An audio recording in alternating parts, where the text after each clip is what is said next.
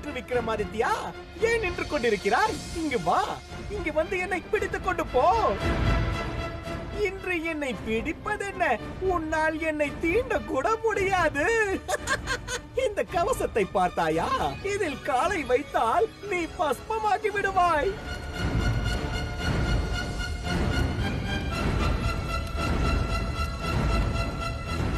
ஏன் அப்படி நின்று கொண்டிருக்கிறாய்? உன் சாமர்த்தியம், புத்திசாலித்தனத்தை காட்டு. அருகில் வா.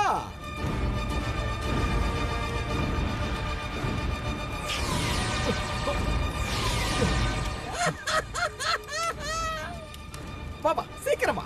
துணிச்சல் இருந்தால் என்னை பிடித்து காட்டு. இன்னும் என்ன யோசனை? வா, விரைந்து வா.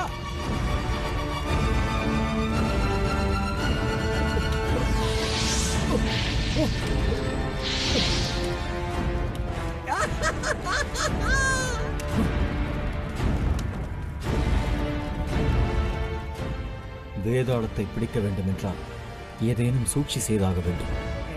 என்னவாயிற்று விக்ரமாதித்யா? என்ன சிந்தனை? தைரியம் இருந்தால் என் அருகில் வந்து என்னை பிடித்து பார்.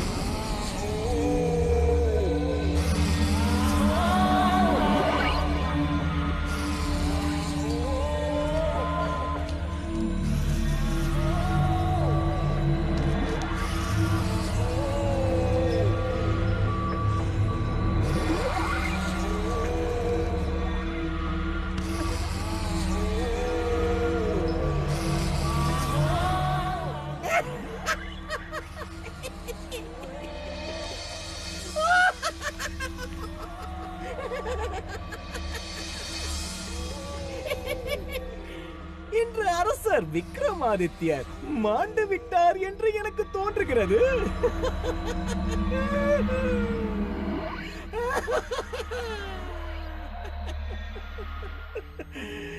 இங்கிருந்து சென்று விடு என்று உன்னிடம் எத்தனை முறை கூறினேன். உன் ராஜ்யத்திற்கு சென்று விடு என்று மன்றாடினேனே. ஆனால் அதை நீ ஏற்கவில்லையே. யார் விதியில் என்ன எழுதி உள்ளதோ அதன்படிதானே நடந்தாக வேண்டும். இப்படி அகால மரணம் அடைவாய் என்று நான் சிறிதும் எண்ணி பார்க்கவில்லையே.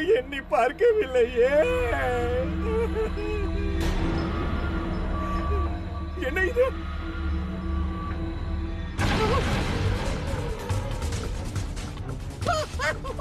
என்னை விட்டுவிடு, என்னை விட்டுவிடு, விட்டுவிடு, என்னை விட்டுவிடு விக்ரமாதித்யா.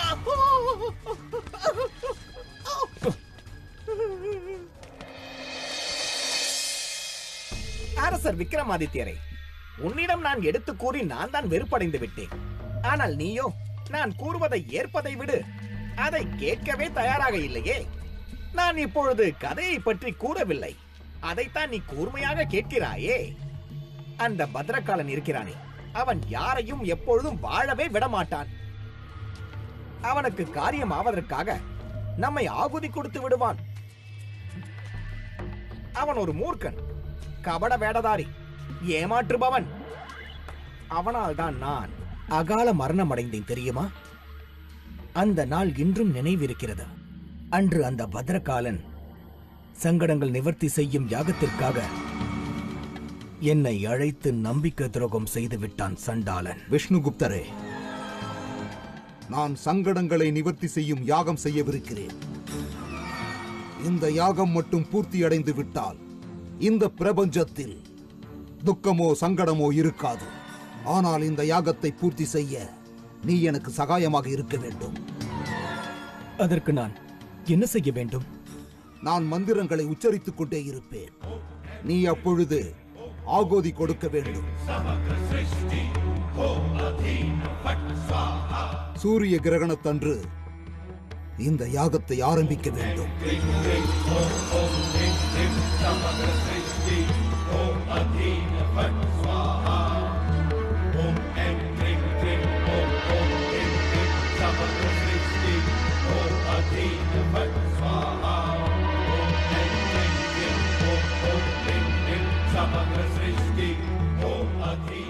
பத்ரகாலா, நீ எந்த மந்திரத்தை கூறிக்கொண்டிருக்கிறாய்? ஏன் அதில் என்ன குறை கண்டீர்? ஆனால் நீ காலசித்தி மந்திரத்தை அல்லவா கூறிக்கொண்டிருக்கிறாய்? ஏனென்றால் இந்த யாகத்தை காலத்தை வசப்படுத்தத்தான் செய்கிறேன். இந்த யாகத்தை செய்வதே நான் சுகத்தை பெற வேண்டும் என்பதற்காகத்தான். கிராம மக்களே, தங்களுக்கு கொடுத்த வாக்குறுதியை என்னால் நிறைவேற்ற முடியவில்லை. என்னை மன்னித்து விடுங்கள்.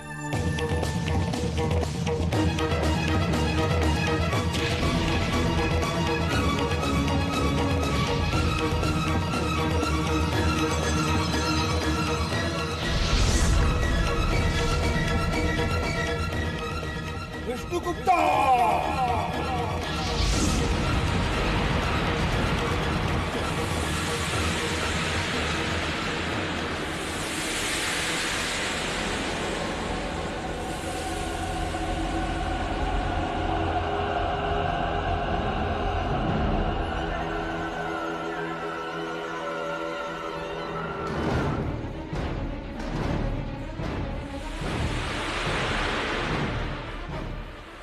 நான் உன்னை விடப்போவதில்லை.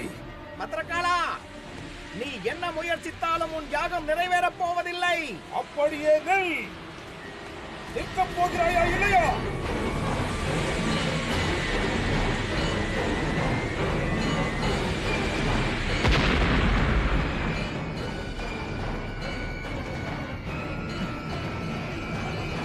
அரசர் விக்ரமாதித்யரே, அந்த வேடதாரிக்காக தங்கள் பிராணனை இழக்க ஏன் தயாராக இருக்கிறீர்கள்? ராஜ்யத்திற்கு மீண்டும் சென்று விடுங்கள். நான் தங்களுடன் வரப்போவதில்லை. சென்று விடுங்கள். ஐயா! ஏற்க மாட்டீர்களே? நான் சொல்வதை ஏற்க மாட்டீர்கள். தங்களுடைய தலையெழுத்து கானகம் முழுவதும் என்னை சுமந்து கொண்டு செல்ல வேண்டும் என்று எழுதியிருக்கிறது. பிரம்மன் எழுதிய எழுத்தை யாரால் தான் அழிக்க முடியும்? ஒரு விஷயம், நாம் தலைவிதியை பற்றி தானே பேசிக் கொண்டிருக்கிறோம். அதிர்ஷ்ட தேவனும் தனலட்சுமியும் சண்டையிட்ட கதையை பற்றி கூறுகிறேன். ஒருமுறை சொர்க்கலோகத்தில் அதிர்ஷ்ட தேவனுக்கும் தனலட்சுமிக்கும் ஒரு விஷயத்திற்காக சண்டை மூண்டது. அது என்னவென்றால், யார் பெரியவர் யார் சிறியவர் என்றுதான் வாக்குவாதம். தனலட்சுமி நான் தான் பெரியவள் என்கிறாள். தானியலட்சுமி, நான் கூறுவது உண்மை. பூலோகத்தில் என்னை விட தங்களைத்தான் பூஜிக்கிறார்கள். இல்லை அதிர்ஷ்ட தேவனே, தாங்கள் தவறாக கூறுகிறீர்கள். எந்த மானிடரின் இடத்தில் நான் இருக்கின்றேனோ அவன் தங்களை லட்சியம் செய்ய மாட்டான். ஏனென்றால் நான் சுகத்தை தருபவள், ஆனந்தத்தின் சாகரம். நான் எவரின் வாழ்க்கையில் பிரவேசிக்கின்றேனோ அவர்களது வாழ்க்கையில் தனம் செல்வம் அனைத்தும் கிட்டிவிடும். அதனால் நான் எங்கு செல்கிறேனோ அங்கு அவர்களுக்கு அதிர்ஷ்டம் கிடைக்கும். அதனால்தான் பூலோகத்தில் ஒவ்வொருவர் இல்லத்திலும் அனைத்து இடத்திலும் எனக்கு பூஜை செய்கிறார்கள், அதிர்ஷ்ட தேவனுக்கு அல்ல. தாங்கள் கூறுவதும் உண்மைதான். தாங்கள் இல்லத்திற்கு வந்தால் மானிடர்கள் மகிழ்கிறார்கள். ஆனால் நான் இங்கு இருக்கிறேனோ அங்கு மட்டும்தான் தங்களால் வர இயலும். அந்த மானிடனால் மட்டும்தான் தனத்தின் சுகத்தை அனுபவிக்க முடியும். அதற்கு நான் அருள் செய்ய வேண்டும், இல்லை என்றால் கிட்டாது. தாங்கள் கூறுவதை பார்த்தால் நான் தங்களது அடிமை என்றாகின்றதே. அது ஒரு காலம் இல்லை. தாங்கள் பிரம்மையில் மூழ்கி உள்ளீர்கள். நான் என் விருப்பப்படி நடக்க சக்தி உள்ளவள். நான் எங்கு செல்ல விரும்புகின்றேனோ அங்கு என்னால் செல்ல முடியும். அப்படியானால் தாங்கள் தான் எனக்கு அடிமையாவீர். எந்த மானிடனுக்கு என்னுடைய அருள் கிடைக்கின்றதோ அங்கு தாங்கள் தானாகவே வருவீர்கள். நான் தங்களை விட உயர்ந்தவள் அதிர்ஷ்ட தேவா. இல்லை தேவி, விதி இல்லை என்றால் தங்களால் அங்கு செல்ல முடியாது.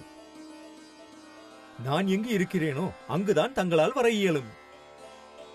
அதனால் விதியான நான் தான் தங்களை விட பெரியவன். அதிர்ஷ்ட தேவனே, தேவி தனலட்சுமி, தாங்கள் இருவரும் சண்டையிட்டுக் கொள்வதால் பிரயோஜனம் இல்லை. தங்கள் இருவரில் யார் முதன்மையானவர் என்று நிர்ணயிக்க இந்த லோகத்தில் யாரும் இல்லையா?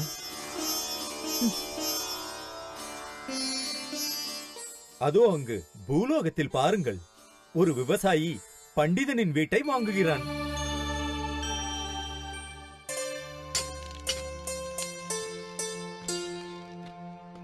இவர்கள் இருவரின் விதிப்படி தனத்தை அனுபவிக்கும் யோகம் இல்லை.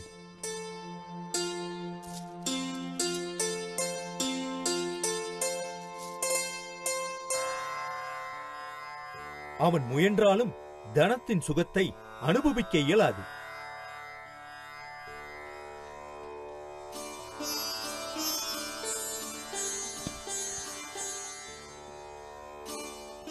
தேவி லக்ஷ்மி, தாங்கள் அவன் இல்லத்திற்குள் பிரவேசம் செய்து அவனை தனவானாக்கிவிட்டால் அப்பொழுது நான் தங்களை என்னை விடவும் பெரியவர் என்று ஏற்பேன். அது என்ன பிரமாதம்? இப்பொழுதே செய்கிறேன். நான் அவனுக்கு கொடுக்கவிருக்கும் தனத்தினால் அவனுக்கு ஏர் உழ வேண்டும் என்ற நிலைமையே மாறிவிடும். அவன் வாழ்நாள் முழுவதும் சுகத்தோடு வாழ்வான்.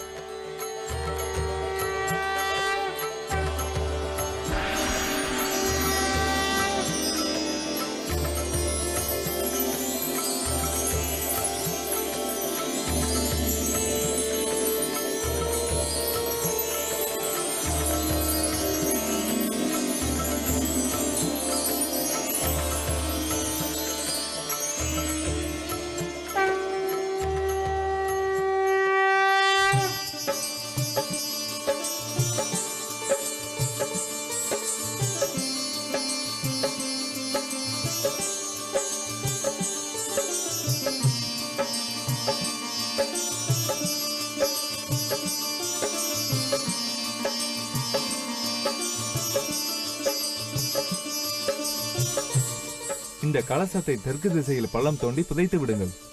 இதனால் வாஸ்து தோஷம் நிவர்த்தியாகி மகாலட்சுமி தங்கள் இல்லத்திற்கே வருவாள். சரி, நான் சென்று வருகிறேன். நல்லது.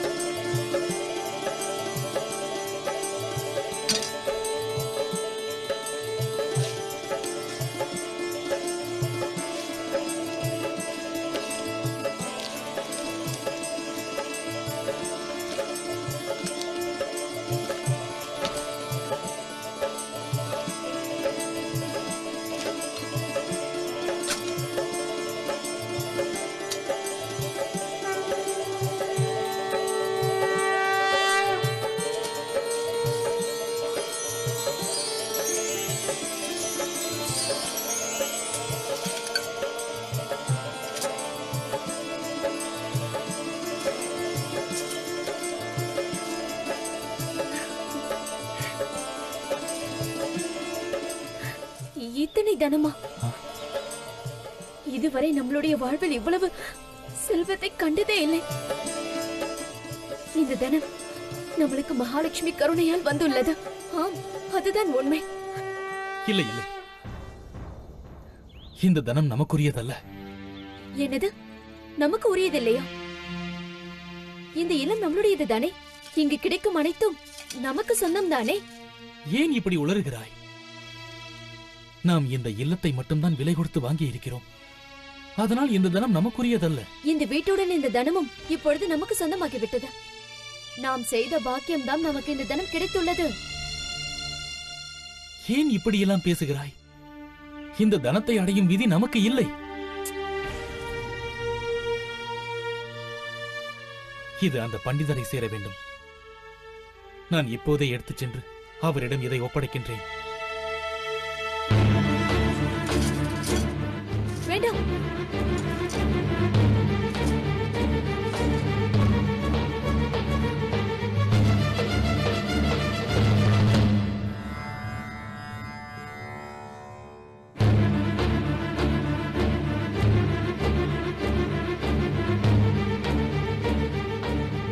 இந்த பண்டிதரை எங்கு சென்று தேடுவது?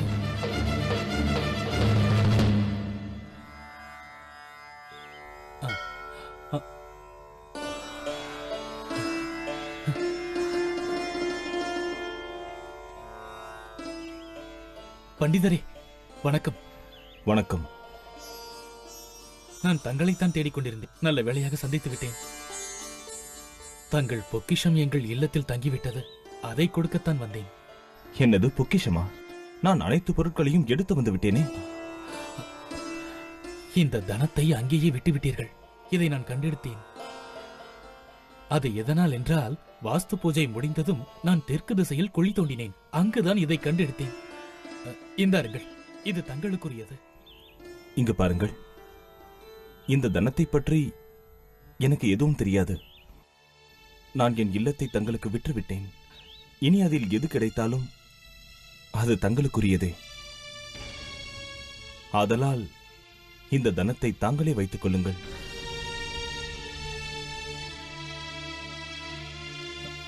என்னால் இதை ஏற்க இயலாது. பண்டிதரே, அப்படி கூறாதீர்கள். என்னை தர்ம சங்கடத்திற்கு உள்ளாக்காதீர்கள். தாங்களே கூறுங்கள், இத்தனை காலம் உழைத்தும் சேர்க்க முடியாத இந்த தனத்தை இப்போது எப்படி ஏற்றுக்கொள்ள முடியும்? இது தங்களுக்குத்தான் உரியது. பத்திரமாக வைத்துக் கொள்ளுங்கள். வேண்டாம் வேண்டாம், என்னை மன்னியுங்கள். இதை நான் ஏற்றுவிட்டால் தங்களின் பாவம் என்னை சூழ்ந்துவிடும். இது தங்களுக்குரியது.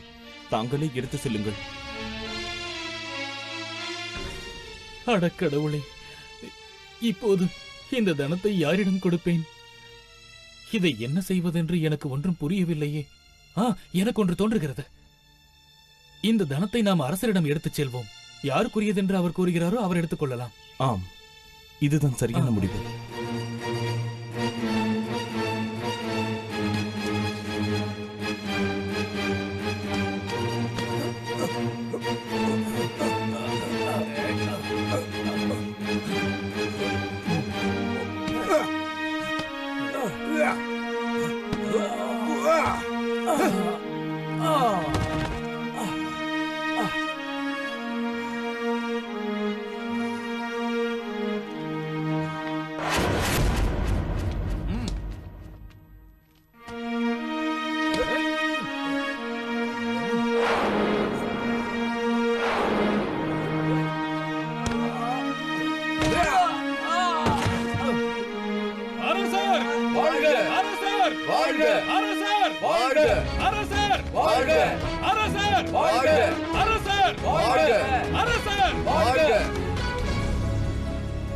அரசே, நீதி கேட்டு இருவர் சபைக்கு வந்திருக்கிறார்கள்.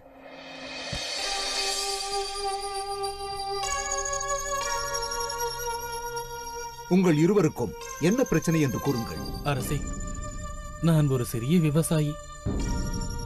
இந்த பண்டிதருடைய இல்லத்தை நான் இன்றுதான் விலை பேசி வாங்கினேன். அங்கு குழி தோண்டும் போது இந்த பொற்காசுகள் நிறைந்த குடத்தை நான் கண்டெடுத்தேன். இது அவருக்கு உரியதுதானே அரசே? ஆனால் பண்டிதரோ இதை ஏற்க மறுக்கிறார் அரசே. பண்டிதரே, அவர் கூறுவது உண்மையா? ஆம் அரசே. அது மட்டுமல்லாது, நான் என் இல்லத்தை இந்த விவசாயிக்கு விற்றுவிட்டேன். ஆதலால் இந்த தனத்தை பற்றி எனக்கு ஒன்றும் தெரியாது. அரசே, நான் என் இல்லத்தை விற்றுவிட்ட பொழுது அதற்கு பின் கிடைக்கும் அனைத்துமே அவருக்கு உரியதுதானே? அப்படி இருக்கையில் நான் இந்த தனத்தை எவ்வாறு ஏற்பேன் அரசே? விதிப்படி இது அவரைத்தானே சாரும். தங்கள் இருவரின் கூற்றும் சரியானது. விவசாயி இல்லத்தை வாங்கிவிட்டார். அதனால் லக்ஷ்மி மகிழ்வோடு வந்திருப்பாள். பண்டிதருக்கு இந்த தனத்தில் உரிமை இல்லை. அதோடு தாங்களும் இதை ஏற்க சம்மதிக்கவில்லை.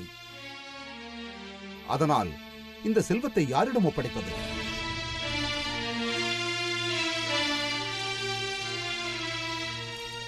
இந்த எளியவன் சொல்வதை தாங்கள் ஏற்க வேண்டும் அரசே. இந்த தனத்தை தாங்கள் தங்களது கஜானாவில் சேர்த்துக் கொள்ளுங்கள். பிரஜைகளுக்கு உபயோகமாக இருக்கும்.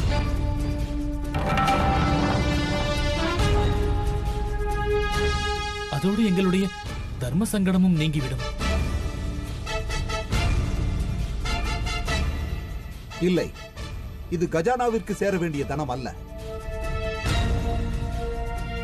ஏனென்றால் கஜானாவில் மக்கள் தாங்கள் உழைத்து வரியாக செலுத்தும் தனத்தை தான் கஜானா ஏற்கும்.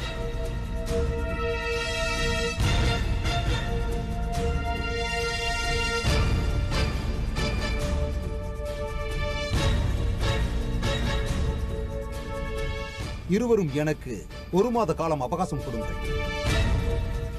அப்போதுதான் நன்றாக சிந்தித்து இதற்கு நீதி உரைக்க முடியும். அதுவரை இந்த தனத்தை பாதுகாப்பான இடத்தில் வைத்து விடுங்கள். அரசே, தாங்கள் நீதி உரைக்கும் வரை இந்த தனத்தை கணக்கரிடம் கொடுத்து பாதுகாப்பாக வைக்கச் சொல்வோம். நீர் கூறுவது சரிதான். கணக்கு பிள்ளை அவர்களே, கூறுங்கள் அரசே. இந்த தனத்தை என்ன செய்வதென்று நான் கூறாத வரையில் இது தங்களிடம் பாதுகாப்பாக இருக்கட்டும். தங்களின் கட்டளைப்படியே செய்கிறேன்.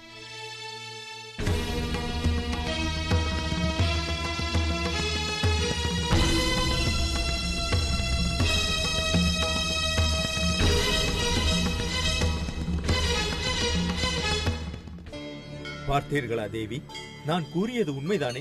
அவர்கள் வாழ்க்கையில் தங்களால் பிரவேசிக்க இயலாது. இத்தனை தனம் கிடைத்த பிறகும் அவர்கள் அதை ஏற்க மறுத்து விட்டார்களே. அப்படி கூறாதீர்கள். இன்னும் நாம் போட்ட பந்தயம் முடியவில்லை. அந்த செல்வம் அவர்கள் இல்லத்தில் இருக்கக்கூடாது என்றால் அரசன் அதை கஜானாவில் சேர்த்திருப்பானே. ஆனால் அவன் அவ்வாறு செய்யவில்லையே. இதிலிருந்து என்ன தெரிகிறது? அரசன் இன்னும் 1 மாதம் கழித்துதான் நீதி உரைப்பான். தாங்கள் விரும்பாத பொழுதிலும் அவர்கள் இருவரில் ஏதேனும் ஒருவரிடம் நான் சென்று விடுவேன். ஒருவேளை அரசரின் நிர்ணயத்திற்கு பிறகும் அந்த இருவரும் அந்த தனத்தை ஏற்க மறுத்து விட்டார்கள் என்றால்?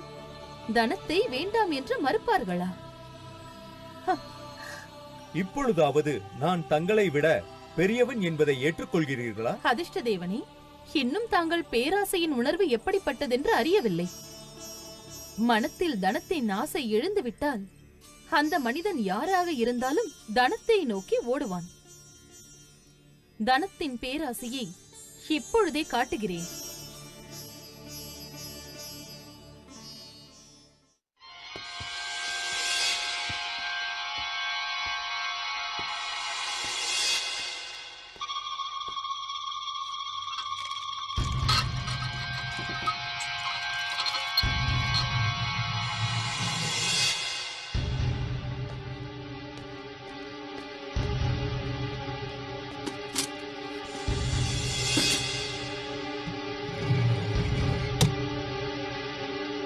இந்த தனம் இங்கு பாதுகாப்பாக இருக்க வேண்டும். நீங்கள் நால்வரும் கண்காணித்துக் கொண்டிருங்கள். அப்படியே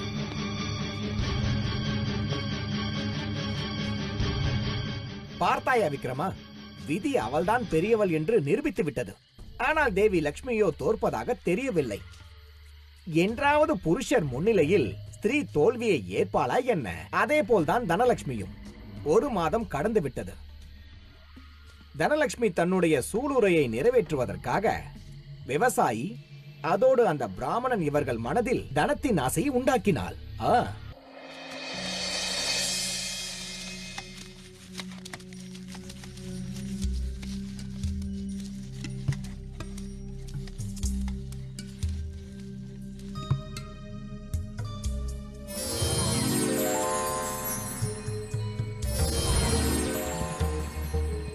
நீ ஏன் இப்படி செய்தாய் ராமா? லக்ஷ்மியான நானே உன்னை தேடி வந்தேன். நீ அதை வேண்டாம் என்று மறுத்துவிட்டாய். நீ அந்த செல்வத்தை மட்டுமல்ல, உன்னுடைய சுகம், ஆனந்தம் அனைத்தையுமே நீ இழந்து விட்டாய். அந்த தனத்தால் இந்த அனைத்தும் உனக்கு கிட்டி இருக்கும். இப்படி உழைக்க வேண்டிய அவசியம் ஏற்பட்டு இருக்காது. வாழ்நாள் முழுவதும் ஏர் உழ வேண்டிய துன்பமும் நேர்ந்திருக்காது.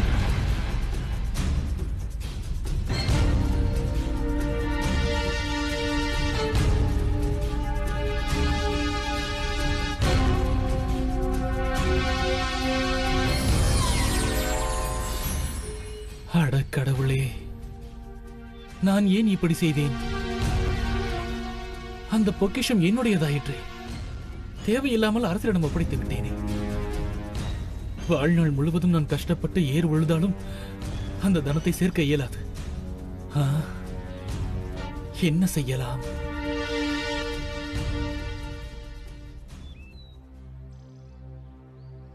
சுவாமி, என்னவாயிற்று? ஏன் ஏர் உழவில்லை? இதோ பார் சுமித்ரா, நாம் இருவரும் வடிகட்டிய மூடர்கள் ஆகிவிட்டோம். நம் இல்லத்தின் மூலையில் தானே அந்த பொக்கிஷம் கிடைத்தது. அது நமக்கு உரியதுதானே. நாம் எதற்காக அந்த பண்டிதனுக்கு அதை கொடுக்க வேண்டும்? ஆ? இதோ பார், நான் நல்ல முடிவு எடுத்து விட்டேன். நான் இப்போதே அரசரை நேரில் சந்தித்து அந்த தனத்தை வாங்கி வருகிறேன். இப்பொழுதே செல்கிறேன்.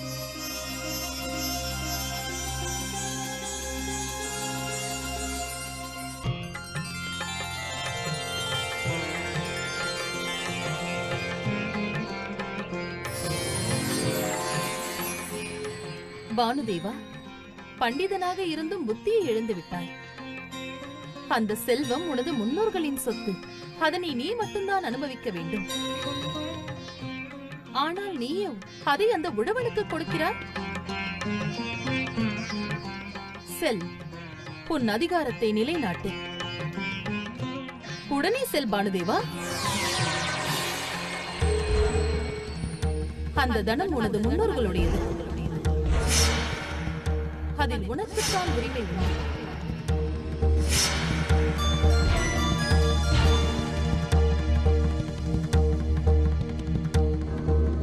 அந்த தனம் என் முன்னோர்களின் சொத்தாயிற்றே. நான் ஏன் அவனுக்கு விட்டுக் கொடுக்க வேண்டும்? நீதிப்படி பார்த்தால் அது எனக்குரியதுதானே. நான் இப்பொழுதே கணக்கு பிள்ளையை பார்த்து அதை வாங்கி வந்து விடுகிறேன்.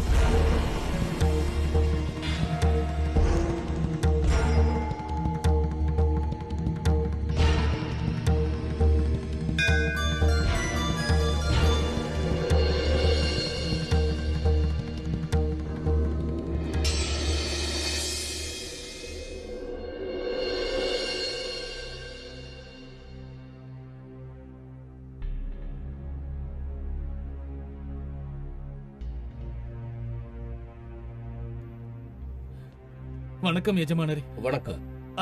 அந்த தனம் வாருங்கள் பண்டிதரே, உங்கள் இருவருக்காக தான் காத்துக் கொண்டிருக்கிறேன். அரசர் இன்று இந்த தனம் யாருக்குரியது என்று நீதி கூறி விடுவார். இதில் என்ன முடிவெடுக்க வேண்டும்? அது எனக்குரியதானே. அந்த தனம் என்னிடம் தான் வந்து சேர வேண்டும். என் முன்னோர்கள் மிகவும் உழைத்து சம்பாதித்த சொத்து. முன்னோர்கள் கஷ்டப்பட்டு சேர்த்தவையா? நேற்று வரை அந்த தனம் எனக்கு வேண்டாம் என்று கூறினீர்கள். இன்று முன்னோர்கள் சேர்த்ததா? இதோ பாருங்கள், அந்த தனம் எனக்குரியது. என்னிடம் கொடுத்து விடுங்கள். ஓ, உனக்கு அந்த தனத்தின் மீது பேராசை வந்து விட்டதா? அதனால் தான் நீ என்னையே ஏமாற்ற பார்க்கிறாய். தனத்தின் மீதுள்ள பேராசையால் தாங்கள் தான் மதியிழந்து விட்டீர்கள் பண்டிதரே.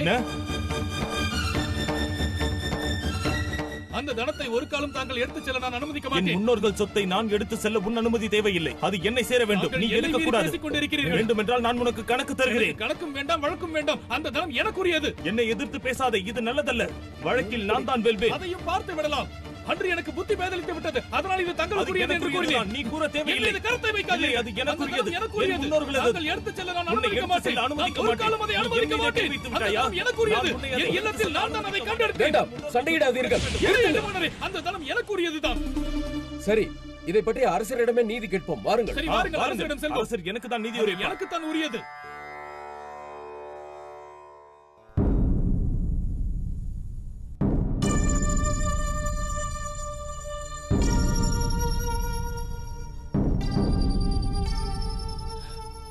அரசே, நான் செய்த தவறை இப்போது உணர்ந்து விட்டேன். அரசே, நான் தவறிழைத்து விட்டேன். உரிமை எனக்குத்தான் உள்ளது. அந்த தனத்தை எனக்கு கொடுங்கள். இல்லை அரசே, அந்த தனம் என்னுடையது. அதில் எனக்குத்தான் அதிகாரம் உள்ளது. அமைதியாக இருங்கள். இதுநாள் வரையில் நான் நன்றாக சிந்தித்து ஒரு முடிவெடுத்து விட்டேன். இந்த தனம் எனக்கு உரியதுதான்.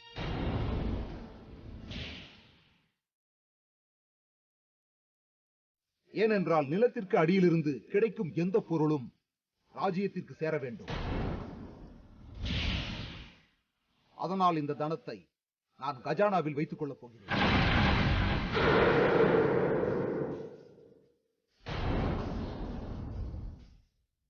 கணக்கு பிள்ளை, அந்த தனத்தை எடுத்து வாருங்கள்.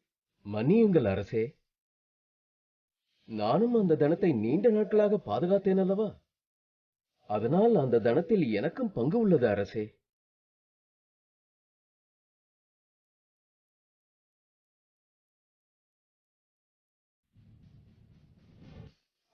பங்கு கொடுக்கிறேன். அதை எடுத்து வாருங்கள்.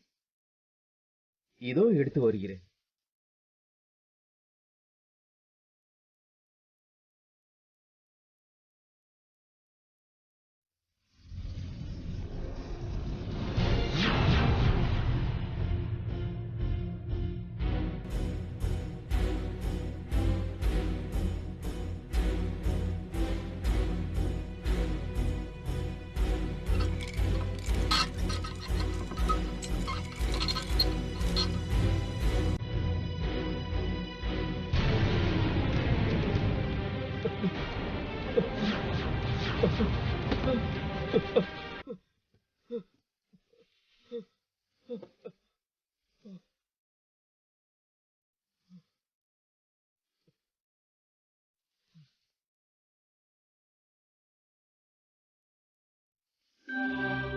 பார்த்தீர்களா தேவி, தாங்கள் அந்த விவசாயிக்கும் பண்டிதருக்கும் பேராசையை உண்டு செய்தீர்கள். அப்படி இருந்தும் அவர்கள் அதை அனுபவிக்க இயலவில்லை. ஏனென்றால் அவர்கள் விதிப்படி தனத்தின் சுகம் அவர்களுக்கு கிடையாது. ஆனால் அந்த செல்வம் எங்கு சென்றது? விதிப்படி அவர்கள் இருவருக்கும் தனப்பிராப்தி இல்லை என்றால் அந்த தனத்தை அரசரே எடுத்திருக்கலாமே. இல்லை தேவி, அரசரும் அந்த தனத்தை அனுபவிக்க இயலாது. அதனால் தான் அந்த தனம் அரசருக்கும் கிடைக்கவில்லை. பின் அது வேறு யாருக்கு கிட்டியது? விதிப்படி அது எங்கு செல்ல வேண்டுமோ அவர்களிடம் அது தானாக சென்று விட்டது. அந்த தனத்தை எந்த நால்வர் காவல் காத்தார்களோ அந்த நால்வரே களவாடியும் விட்டனர். அதோ பாருங்கள், அந்த 4 காவலாளிகளும் அந்த தனத்தை களவாடி கொண்டு செல்கிறார்கள்.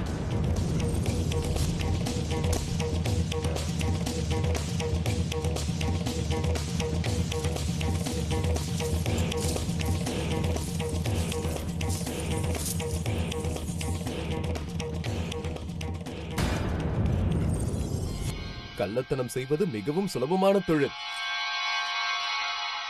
இந்த யோசனையே நமக்கு முன்னமே வரவில்லை. உண்மைதான். இத்தனை செல்வங்கள் கிடைத்துவிட்டதால் நாம் இனி வேலை செய்ய வேண்டிய அவசியமே இல்லை. நம் நால்வரும் ஒற்றுமையாக இந்த காரியத்தை செய்தோம். ஆமாம், இனி நமக்கு துன்பம் என்பதே கிடையாது. ஆமாம். அது மட்டுமல்ல, நம்ம யாரும் பார்ப்பதற்குள் நாம் இதை பங்கிட்டுக் கொள்ள வேண்டும். ஆமாம்.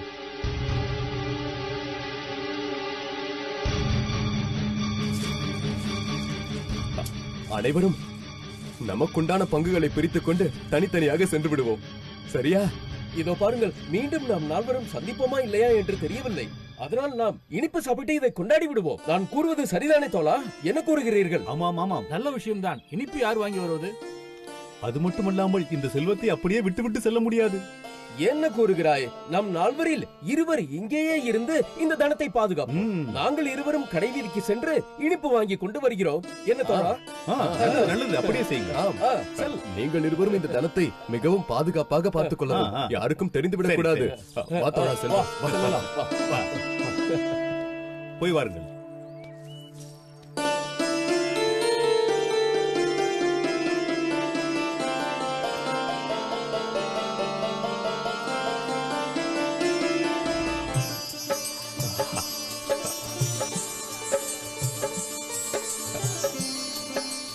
இந்த இனிப்பை பார்த்ததும் ஏனோ தெரியவில்லை, அனைத்தையும் நானே கொண்டுவிட ஆசையாக இருக்கிறது. அவர்கள் இருவருக்கும் இதை கொடுக்க கூடாது. நீ இந்த இனிப்பை கொடுக்க கூடாது என்கிறாய்? நான் தனத்தையே கொடுக்க வேண்டாம் என்று எண்ணுகிறேன். என்ன கூறுகிறாய்? அது என்னவென்றால், அவர்கள் இருவரும் யமுலோகம் சென்று விட்டால் அந்த செல்வத்தை நாம் இருவர் மட்டும் பகிர்ந்து கொள்ளலாம்.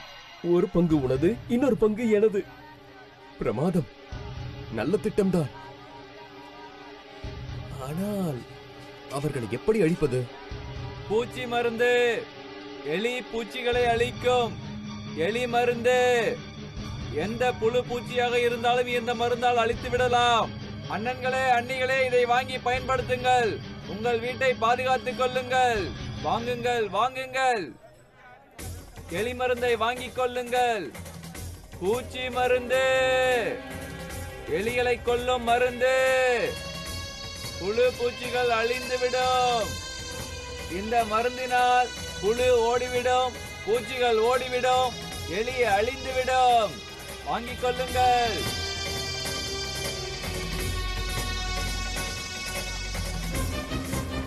பூச்சி மருந்து வாங்கிக் கொள்ளுங்கள். பூச்சி மருந்து. தம்பி, சற்று நில். என்ன வேண்டும்? அதோ நடுவில் இருக்கிறதே, அந்த மருந்து தான் வேண்டும். அது எலியை அழிக்கும் மருந்தாயிற்றே. விஷம் பயங்கரமானது. அதுதான் வேண்டும். எலியை கொல்ல வேண்டுமே. அதற்கென்ன தருகிறேன்.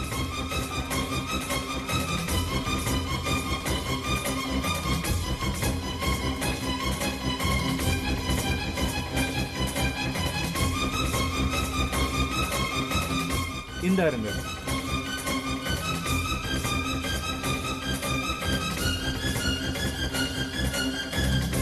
பூச்சி மருந்து, எலியை கொல்லும் மருந்து.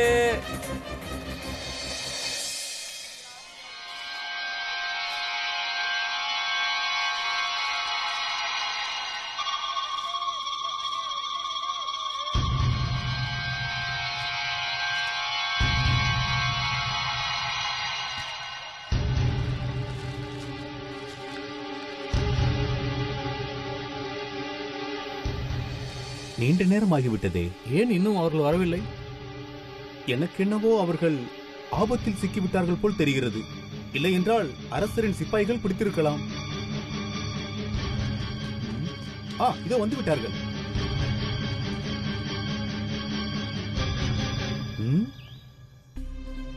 ஏன் இத்தனை நேரம்? நீங்கள் எங்கு சென்றீர்கள்? தங்கள் இருவருக்காகவும் தேடி தேடி இனிப்பை வாங்கி வந்தோம். இவ்வளவு ருசியான ஒன்றை இதற்கு முன்பு உண்டிருக்கவே மாட்டாய். முதலில் இதை ருசி பாருங்கள். உண்ணுங்கள், உண்ணுங்கள், சீக்கிரமாக உண்ணுங்கள். எடுத்துக்கொள்ளுங்கள். கொடுங்கள், சாப்பிடுங்கள். நீங்களும் எடுத்துக்கொள்ளுங்கள். எங்களுக்கு இனிப்புகளை பார்த்ததும் ஆசையை கட்டுப்படுத்த முடியவில்லை. அங்கேயே சாப்பிட்டு விட்டோம். வயிறு நிரம்பி விட்டது. உண்ணுங்கள், சீக்கிரமாக சாப்பிடுங்கள். உண்ணுங்கள், உண்ணுங்கள்.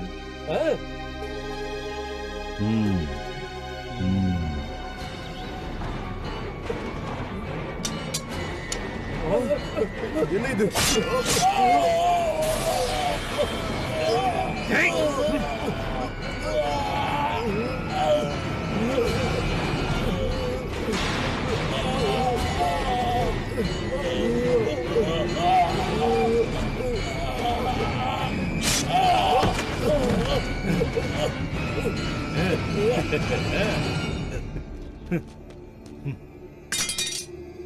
மாண்டு விட்டார்கள்.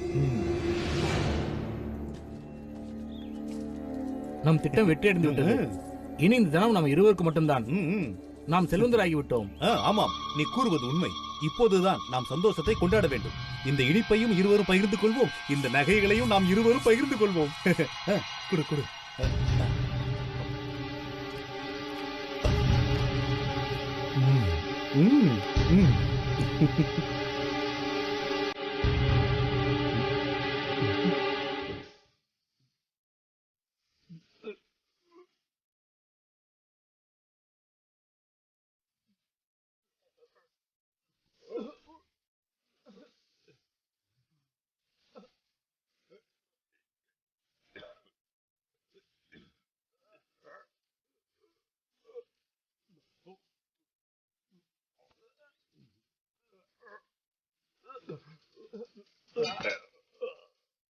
பார்த்தாயா விக்ரமா, பேராசையால் 4 கல்வர்களும் மடிந்து போனார்கள்.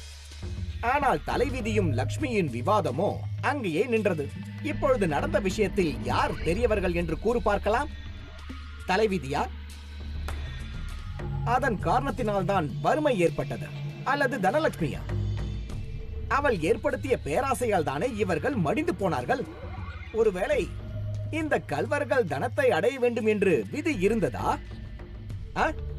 சரி, இந்த இருவரில் யார் பெரியவர் என்று எனக்கு உடனே கூற வேண்டும். நீ கூறாவிட்டால் உன் சிரத்தை சுக்குநூறாக உடைத்தெறிந்து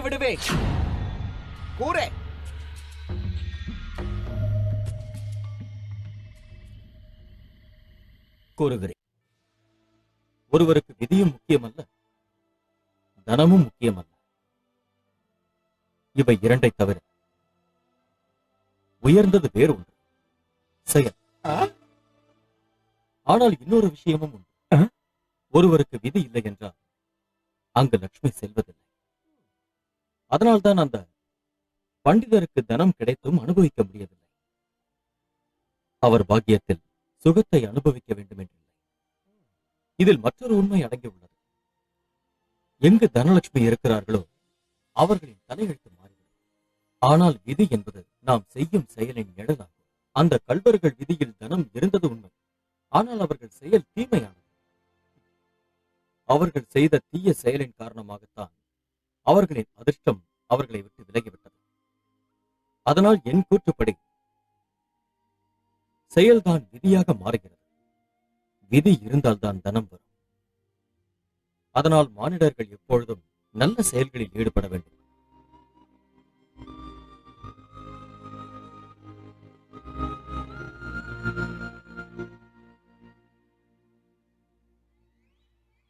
ராமர், புத்திசாலித்தனமாக பதிலை கூறிவிட்டாய். சரியான நீதி இதுதான் என்று உரைத்து விட்டாய். நீ கூறுவது உண்மை. செயல்தான் மிகப்பெரிய விஷயம். செயலால் தான் விதி நிர்ணயிக்கப்படுகிறது. மானிடன் எவ்வாறு செயல்புரிகிறானோ அவ்வாறு விதியும் அமையும். பிரமாதம், சரியான பதிலை உரைத்து விட்டாய். ஆனால் நீதி உரைக்கும் சமயத்தில் என் நிபந்தனை மறந்து விட்டாய். நீ பதிலை கூறினால் நான் உன்னை விட்டு பறந்து விடுவேன் என்று கூறினேன் அல்லவா? நீ கூறினாய், நான் இப்பொழுது பறந்து செல்கிறேன். தொடர்வதால் எந்த பலனும் இல்லை. நான் உன் வசப்பட மாட்டேன், மறந்து விடாதே. நீ எங்கு சென்றாலும் நான் உன்னை விட மாட்டேன். என்னை பிடித்து வர உன்னை அனுப்பியவன் மிக கொடியவன், மகா துஷ்டன். நில் வேதாளமே, நீ இன்றி நான் இங்கிருந்து செல்ல மாட்டேன். Ha ha ha